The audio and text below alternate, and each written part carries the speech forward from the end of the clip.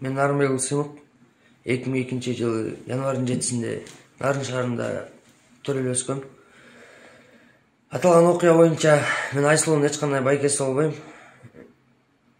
Бул нерсени кылганымдын себеби хайп кармап, өзүмө подписчик чогултайын деген мааниде өзүмдүн СМБ кызматкеримин, ИИМ кызматкеримин деп Айсулуунун бир туугандарынан жана тааныш билиштеринен маалымат чогулткам жана журналисттерге таратып элди туура эмес багытка бургам. Өзүм 8-класска чейин Нарын шаарында окугам. 8-класстан кийин Ысык-Көл облусунун Ойтал айылына келгем. Аталган иш боюнча кыргыз элинен кечирим сурайм. Мындан кийин такыр кайталанбайт. Мени кечирип коюңуздар. Өзүм убагында сот жогуна тартылып, милиция кызматкерлерине ичим ачышып калгандыктан ушул ишти кылдым.